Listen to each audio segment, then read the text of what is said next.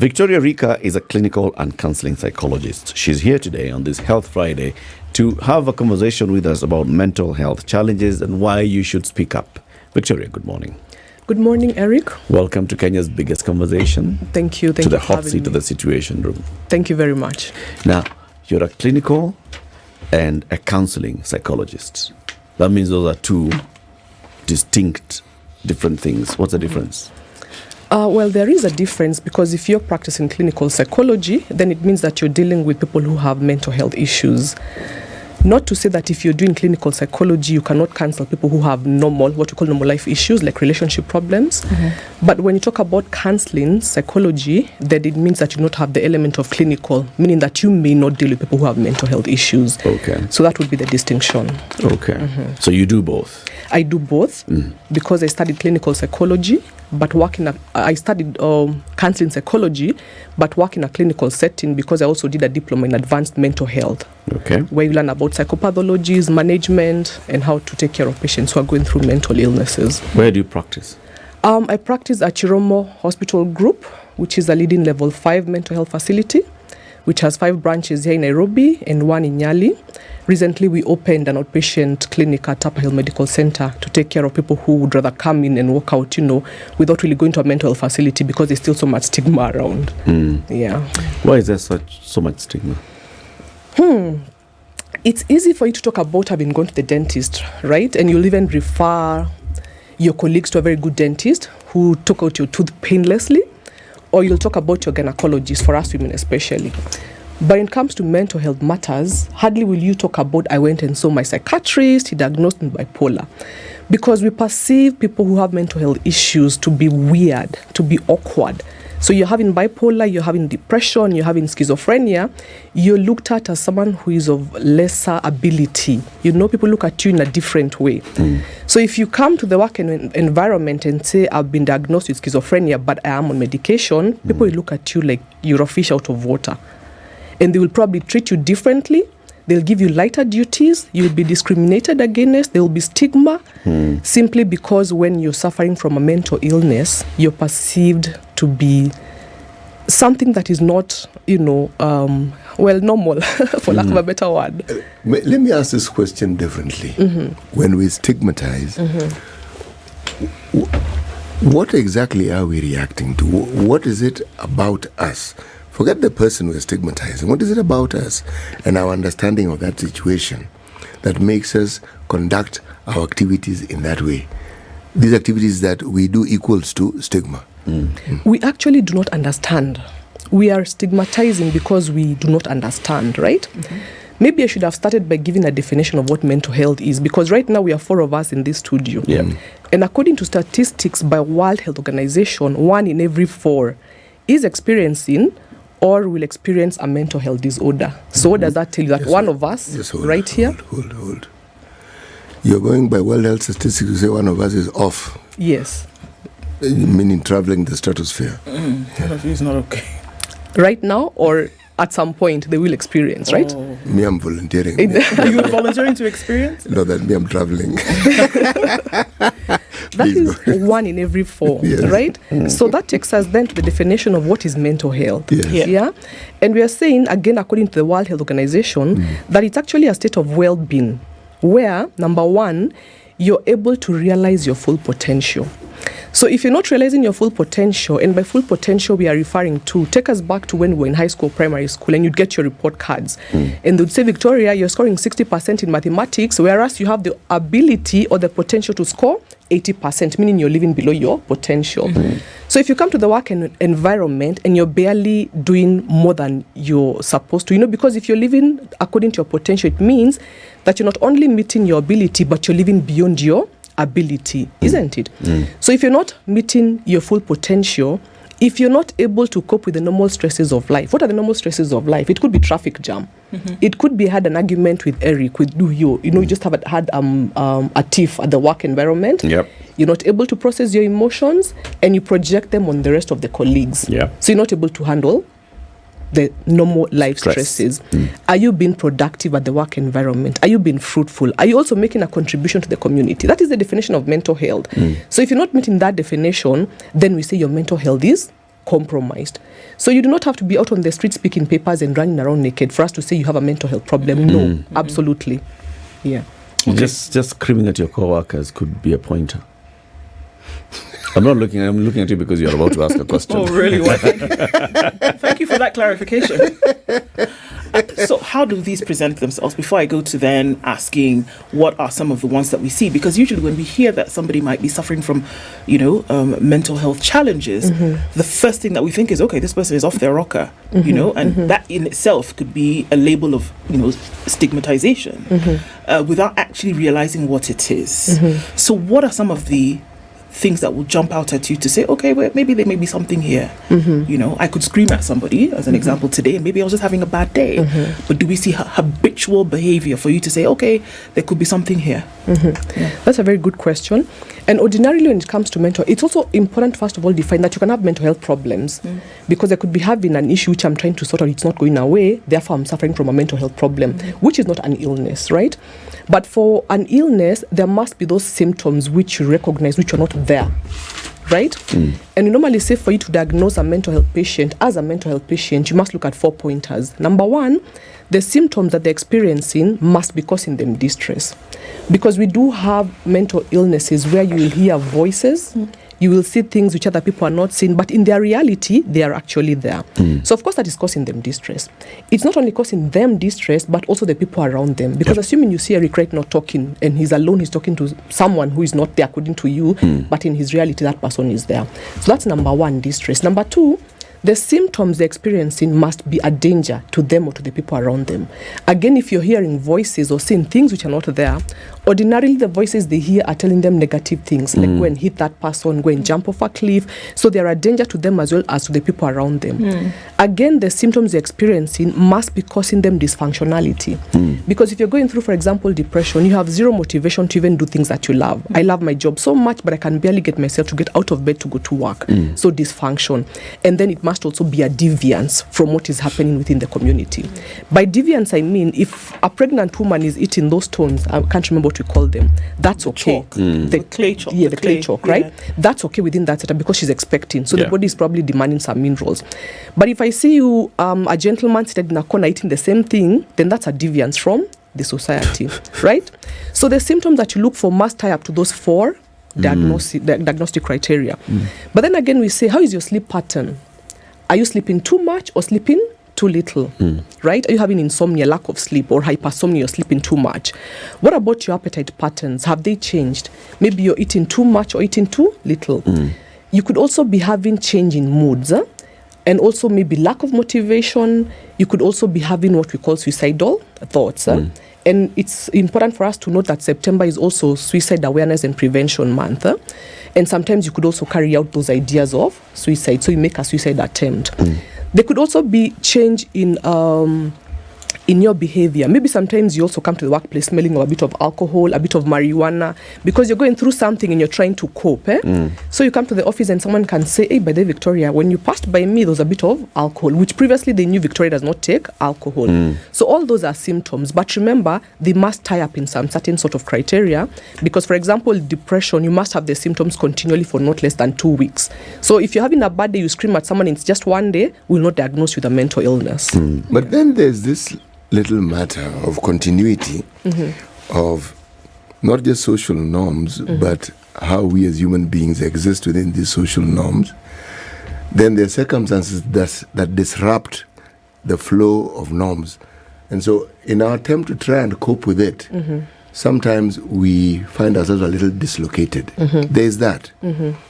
But then there are diseases that affect the mind, and as they affect the mind, then we behave in a manner that is not considered normal. And sometimes these disruptions can affect it to the point where it does again affect our minds, to the point where now it becomes a disease, meaning the troubles. Now, would we say, for instance, that the awareness and the understanding of mental health, or the expanded awareness, coupled with the dynamics of what we call the ever-changing social norms in modern society, are a great contributor to this mental health story that we keep talking about?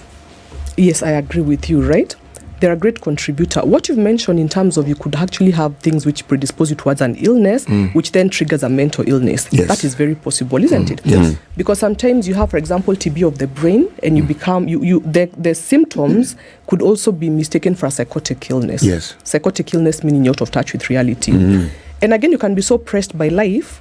You already have a mental illness. It predisposes you then to something like, for example, even some cancers, right? Yeah. Some gastrointestinal issues, and it's coming from the mental illness. So it cuts both ways. It could be a physical leading to a mental, or a mental leading to a physical illness.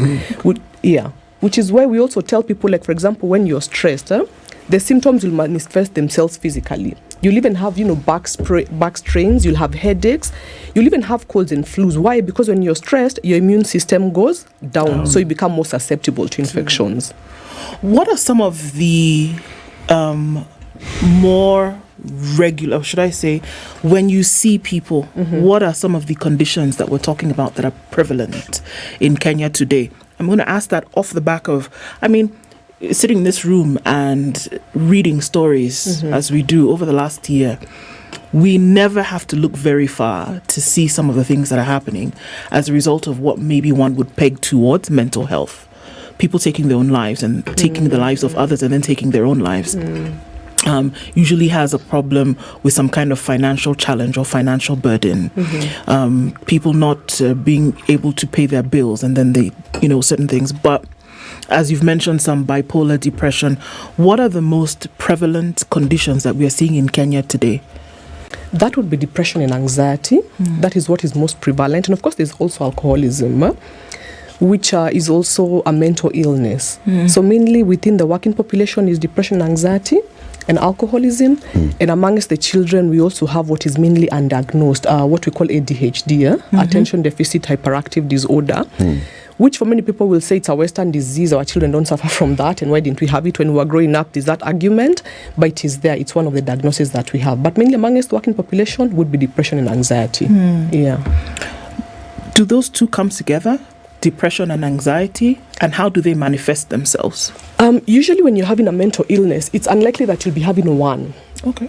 Right? We have what we call a comorbidity. If you're suffering, for example, from depression, then you may be likely to have anxiety. If you're suffering from anxiety, you may be likely to have alcohol use disorder. So the symptoms of depression will be mainly what I mentioned. You may be sleeping too much, you may be sleeping too little, your sleep and appetite patterns will change, and you have no motivation. Initially, you really loved your job, but at some point you feel, I really don't want to go to work. And then you become also very isolative. If you're trying to manage the depression, you may try to use something like alcohol or marijuana, which is now where the other illness now comes in. It started off as a coping mechanism, then you became addicted. Right? Then if the depression really goes on, you may have what we call suicidal ideations or suicidal ideas. You start thinking, even if I were to die, no one would really care. You become very hopeless, you feel helpless, and you feel like nothing can really work again. And that's why someone sometimes will start giving off very valuable things. You're giving out your laptop, you're telling someone you can actually have the keys to my new car, and you are actually suicidal. And of course, if it really becomes full-blown, then you attempt and maybe even complete. Maybe it's interesting to mention that while women are more depressed and while women make more attempts, men usually die more. The numbers of men dying are more. Meaning they succeed. They succeed, yes.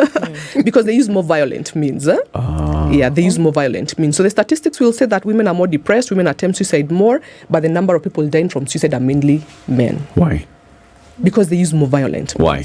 Right? I think they have a sense of finality. Probably for us women, you'll still be thinking of maybe your children, You're still thinking of, and I could be wrong, do you really still want to do this? Because you're thinking about your children. But for men, they do to the finality that I'm done. Because I think we can admit that men are not as much, and I could probably get some stones from these, are not as much attached to the children as we women are. So I think even in the final throes of suicide, a man may not be thinking about children. For him, it's just getting the job done and checking out. Actually, perhaps we should bring it to the emotions. Men are not emotionally as resilient as women. Yes, that too. Yes, and the socialization specifically of men, let me talk about African men, doesn't actually give them an advantageous position of coping with emotional issues. Now, if you look at how it is that we as men make as part of our persona the material things we acquire over time, our cars, our jobs, our titles, and what have you. When anything affects these things, we suddenly feel dehumanized. And suddenly, we cannot present ourselves in quite the same light as we present ourselves before. So, that if a sense of hopelessness is allowed to continue, then suicide isn't really very far away. Simply because you will feel that you amount to very little, if not nothing. Yeah. So it pushes now the men to that finality, that thing of, okay, I really don't have a fallback position. Yes, because we aren't socialized to think in terms of alternatives and how you can actually acquire a fallback. And if I may put it simply, in my mind, it is, we are not taught as African men to learn humility. Right. I read something, and I don't know if this would be right. I read something a couple of months ago when it was actually talking about then this split between women and depression, and then anxiety and going towards suicide, and then men. Again, the socialization of men, communication of feeling or sentiment is not something that they've been socialized to do. And so in the position whereby suicide becomes an option, you're not going to be talking to anybody about it. You've already made the decision, and you have seen the opposite side of hopelessness. And you don't ever, as a man, want to go back there. So it is not far off for you to make the decision, because the alternate is harrowing, and you've been there, and you're not communicating with anybody, and you will finish the job, essentially. Would that resonate with what you've seen or heard? Yes, absolutely, because when you look at how we bring up the little boys, for those of us who are bringing up boys, there's a way that you socialize them. So, for example, if he trips and falls and starts crying, what do you tell him? Men don't cry, man up. Men don't cry. But what happens if your small girl falls? You want to cuddle her, hug her, and tell her, "Mommy, are you hurt?" You really cuddle her and pamper her. So men grow up knowing that you don't express your emotions, that it's not a manly thing for you to cry. Take, for example, when a family is bereaved and everyone else is crying, the wife is crying, the children are crying, but who mans up for the rest of the family? It's the man. But who takes care of this man? At what point does he get to express his emotions? So probably he will go to the club and try and talk to his colleagues at the club. But because men are not socialized to also listen to, all those emotions, how do they help him? It's probably by telling him, you take another round of beer. This one is on me, right? So they're not able to express themselves. So it becomes very hard for men to come out there and talk about what they're experiencing. And it goes back to how they've been socialized as children growing up. And that talking is why you're here this morning, to tell us why it's important for us to speak. Victoria, you talked about the conditions that you mostly diagnose at the facilities, and those you also mentioned ADHD in children.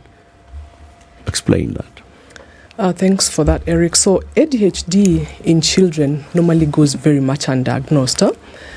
It presents itself differently in the different genders. For the boys, they may be very hyperactive.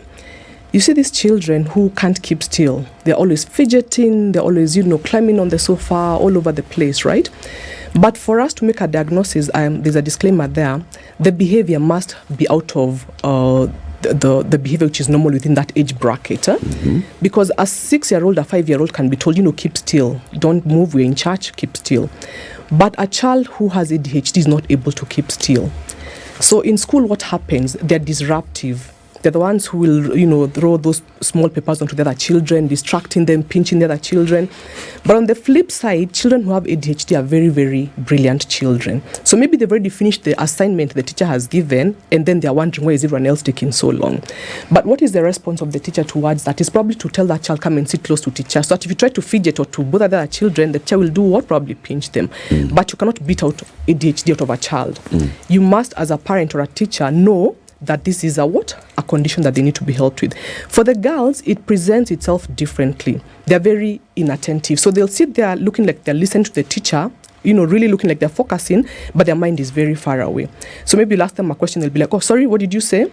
So you grow up with ADHD and the symptoms are not diagnosed. So later on in adulthood, it gives you problems. It causes you depression. It probably causes you alcoholism, because you're trying to manage symptoms which you're not even aware of what they are.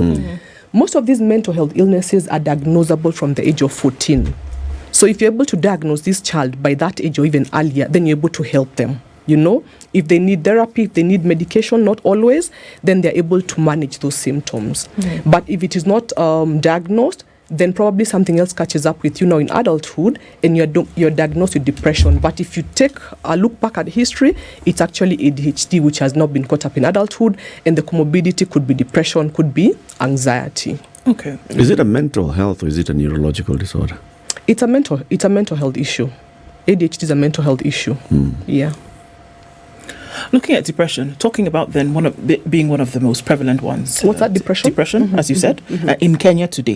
That would then lead to other things, alcoholism, suicidal thoughts, etc., etc. Yes. What, apart from the sleep, because you've mentioned the sleep, hypersomnia or insomnia, in a child, or maybe then getting into a teenager, into an adult, how do you, maybe as a parent or somebody who's living with them, know that something is wrong? For example, if I am sick, I have a headache, I have a fever, having trouble swallowing, I'll know there's something wrong. Those are the symptoms. I will go to the doctor.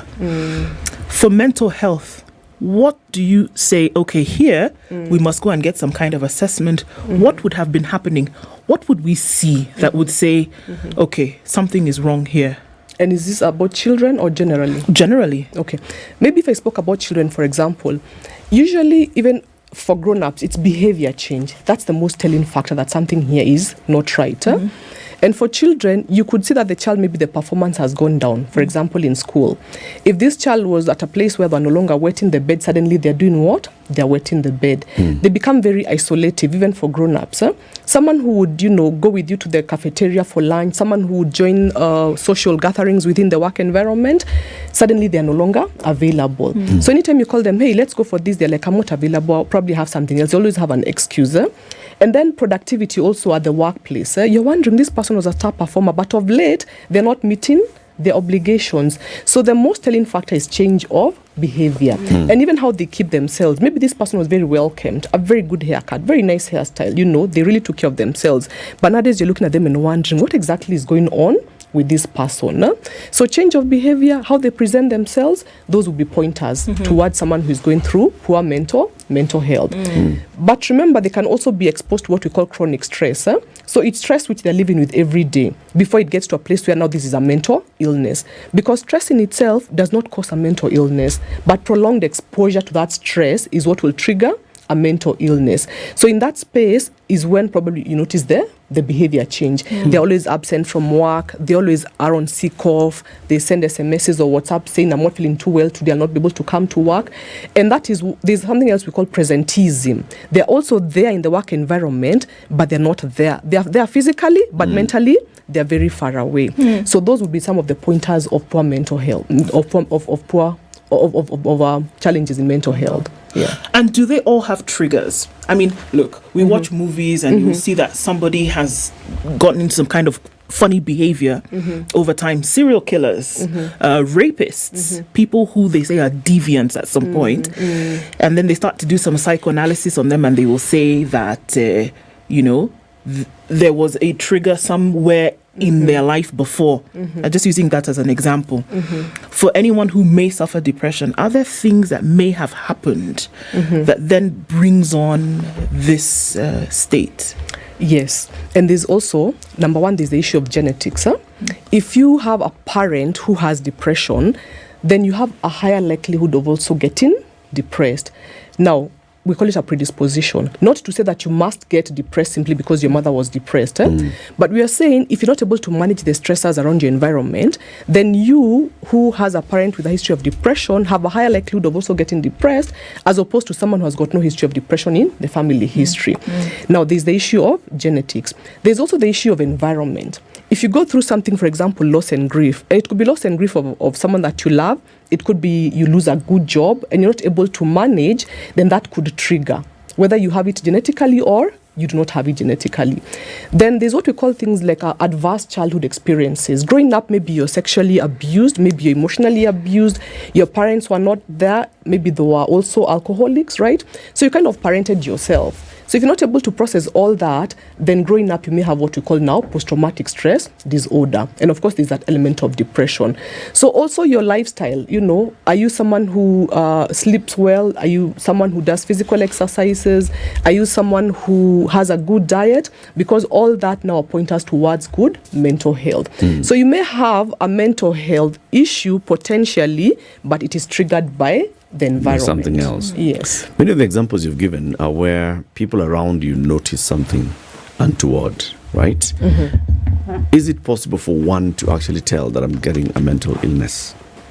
And does it happen often that someone feels the way I am now, the way I'm behaving, I'm sleeping a bit too much, there's a mental illness, I'm not sleeping much, whatever kind of things, whatever they're going through, is it possible for one to tell? The same way someone can tell, nasikia malaria. And someone say, nasikia mental. In fact, these days they say, nasikia amoeba. That is very possible, yeah? But you can only tell that I'm feeling off if you know the symptoms of poor mental health, right? Because if I didn't know the symptoms of a fever, I would be wondering what's going on with me. I can feel that there's something wrong, but I'm not sure exactly what it is. So it is possible to feel that my sleep patterns have really changed, or why am I not feeling motivated towards going to work, right? Or why am I eating so much? Because sometimes when you're stressed, you'll find yourself eating a lot, and then people will tell you you're doing very well because you've added weight, and you're actually stressed, maybe moving on towards depression. So yes. But let me ask this question. Are all stressors or stresses necessarily negative? No, there's positive stress. Yeah, there is actually positive stress because an element of stress will also help you. For example, if you're working on a project and you have these deadlines that you need to meet, so it motivates you. So there is positive stress. Yes. See, if I look at the information that we now have in the 21st century, I guess that's why it's called the information age. There's a lot of it. There's Dr. Google, there's Dr. other search engines, and they give you a lot of information. Now, just the process of processing these things and trying to figure out where you fit in to this knowledge that you acquire or you've read about, and then trying to simply actualize it into your everyday life. Would you say that in itself, among the generation that consumes this sort of information in huge chunks, that it would also lead to what we're now referring to as stress and anxiety? Yes. Don't go to Dr. Google. Yeah, because you may try Googling some of the symptoms that you're experiencing. Yes. It gives you a whole lot of other things. So that heightens your anxiety. It heightens your anxiety. So if you feel the symptoms coming in, like your sleep pattern has changed, your appetite has changed, I want you to look at these, right? Maybe you can pass on to Rika. So with this little bookmark, you're able to actually do what we call a self-assessment. Okay. So if you look at it, there's a QR code here. So you just scan it the way you normally scan menus in restaurants, and it will generate for you the questionnaires. So with this little bookmark and the QR code, you can actually assess yourself for depression, you can assess yourself for anxiety, you can assess yourself for burnout, alcoholism, and also suicide, if you're feeling suicidal, right? So what do you do once you open up this QR code? You look for the assessment that you want to do, for example, depression. So it will take you through a number of questions. How is your sleep patterns? How is your appetite? Then it gives you a score.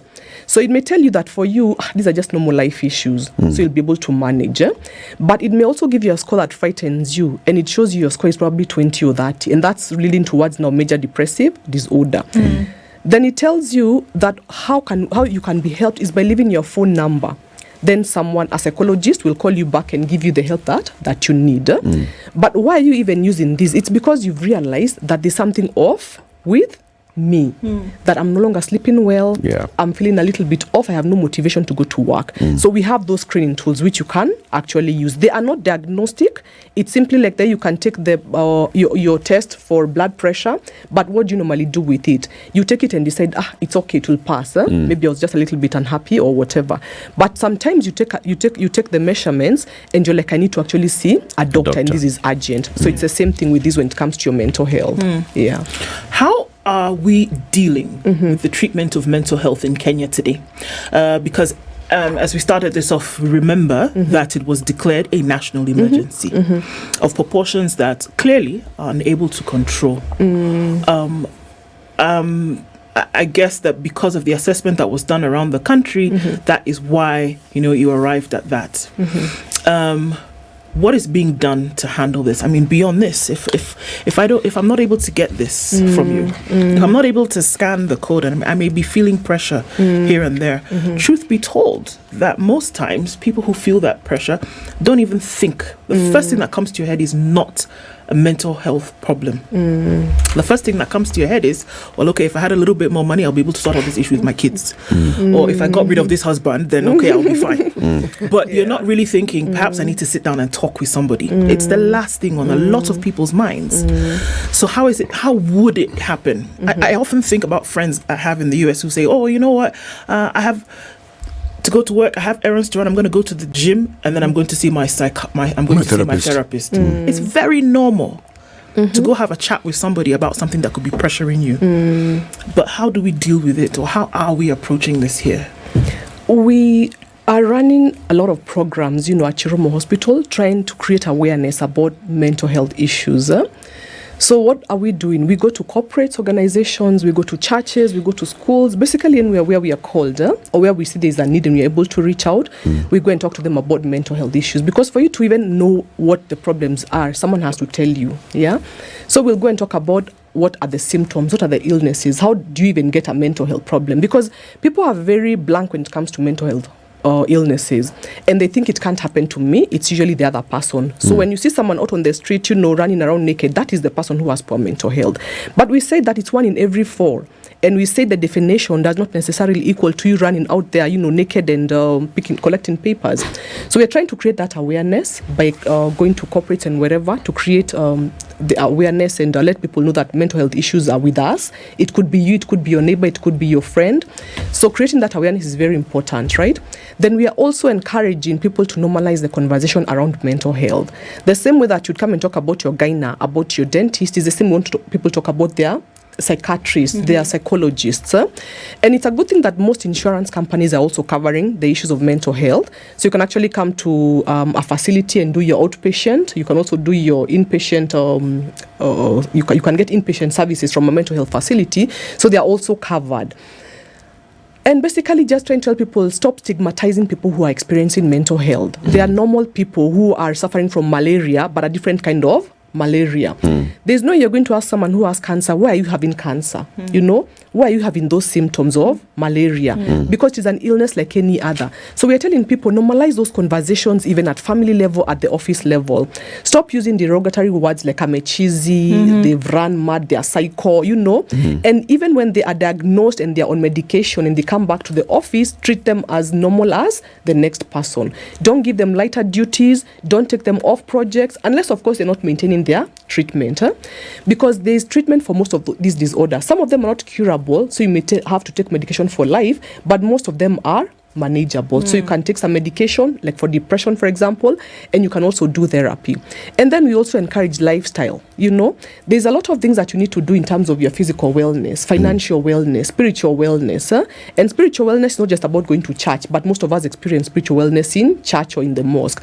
But take care of yourself holistically in those dimensions. So if you're not doing too well financially, it could lead you to a place where you become depressed. So what do? You sit with a financial consultant who is able to help you manage your money or your investments. If it's about not being able to process your emotions, you're always projecting on others, then see a therapist or try and journal, because some of us, when we journal, we're able to make sense of what is going on around us. And things like social wellness also. How many of us have 2 good friends we can run to in a time of crisis? So social capital is also important because it has a bearing on your mental health. So those are the things that we are trying to uplift and tell people, hey, there is promotive, preventive, and protective factors that we're using or strategies towards maintaining sound mental health. Yeah.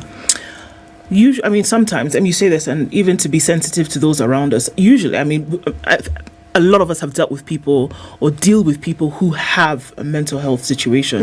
And the first thing would be to say, okay, come on, just snap out of it. What is it? How terrible or derogatory is that a thing to tell somebody?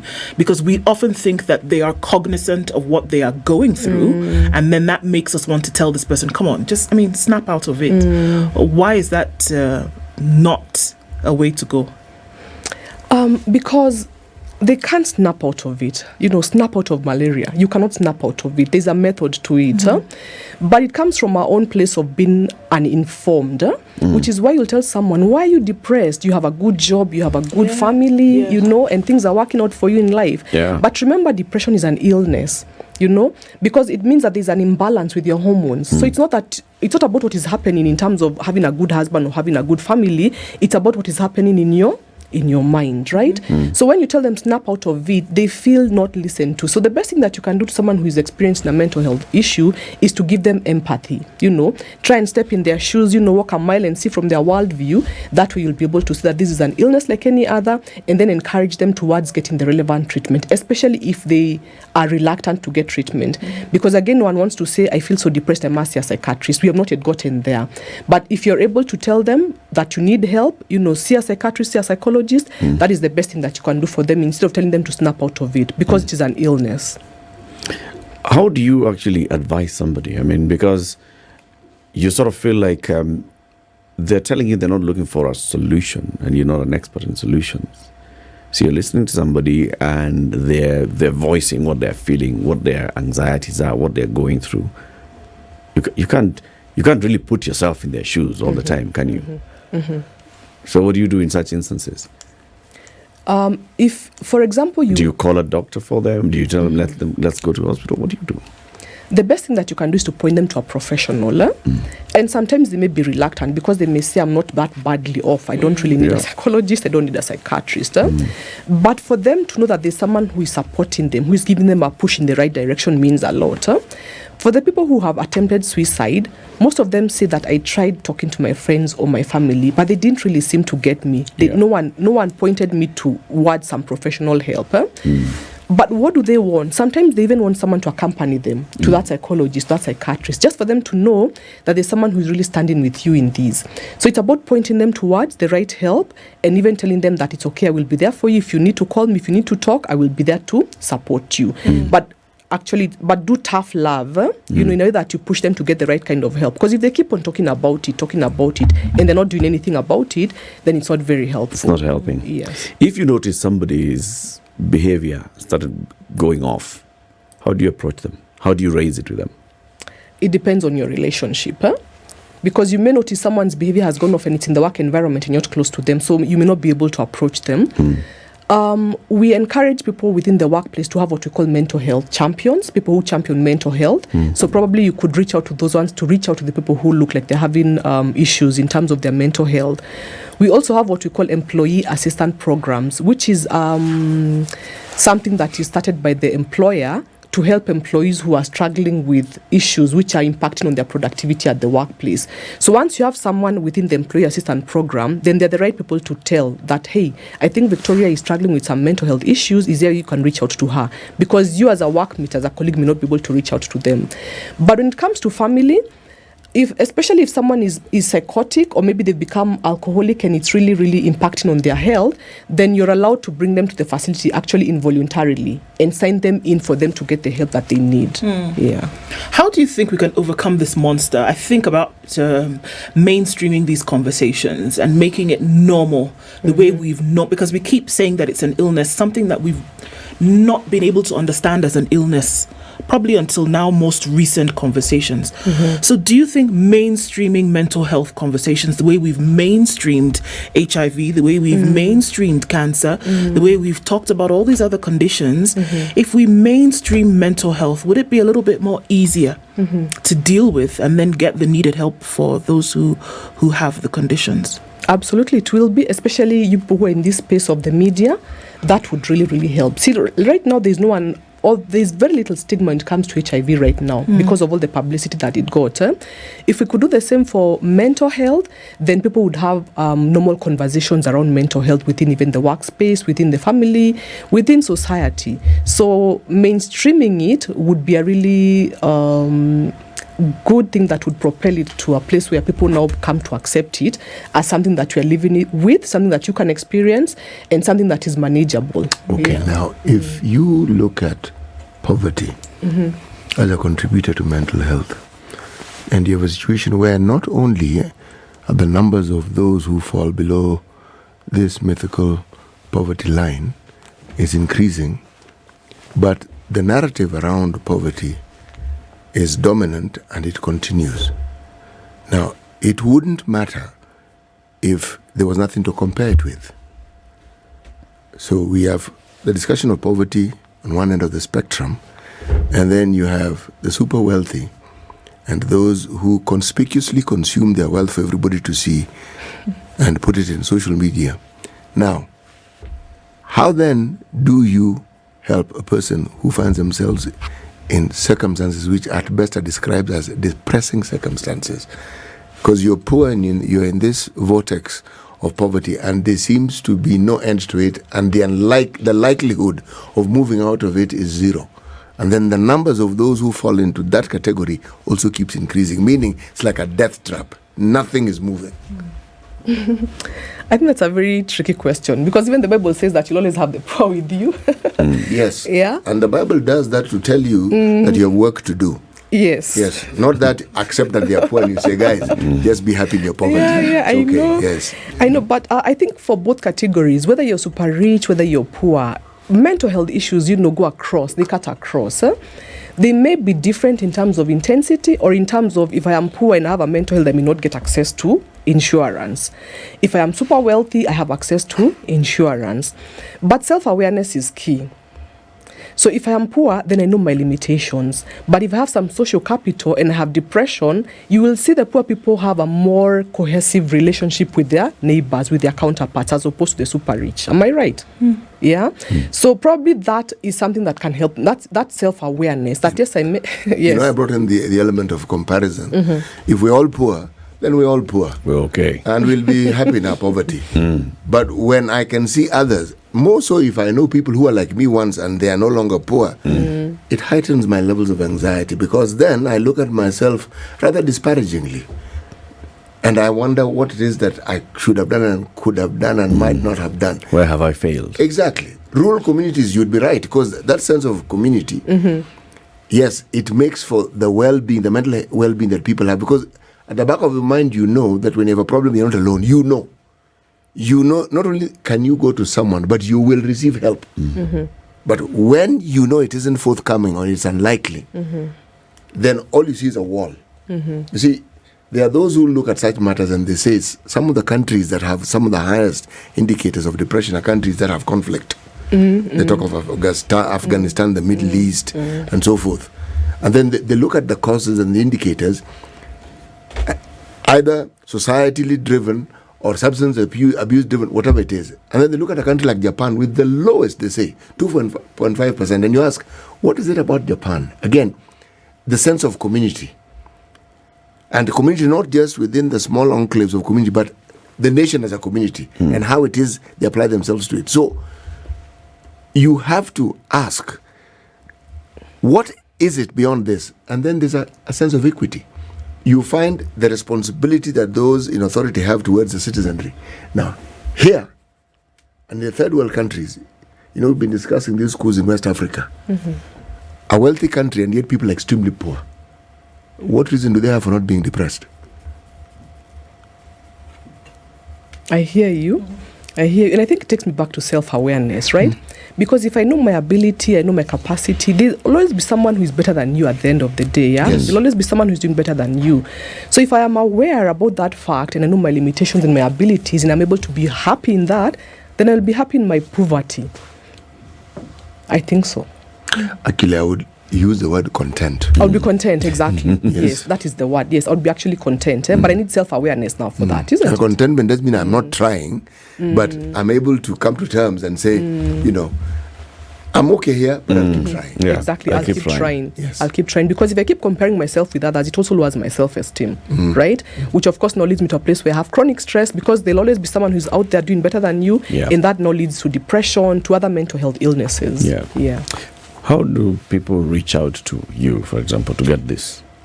Now, you can come to the facility, or if someone has a need and they want us to go and talk to them at the corporate level, at church level, they can always reach out to us. We have a toll-free number down there. It's 0800-220-000. They can always reach out to us. We are also on the website, so they can just Google Chiromo Hospital Group and they'll be able to talk to us. Okay. Now, this talk, is it free? Yes, it is. Ah, good. Yes, it is. Very good. It is not free. It is Chiromo sponsored. Yes. Sponsored by Chiromo Victoria, Hospital thank you Group. very much for joining us. Victoria Rika is a clinical and counseling psychologist. She's been our guest this Health Friday to talk about mental health and the importance of speaking up. Speak up, reach out to one another, because we all need to do that. This is the Situation Room, the only way to start your day.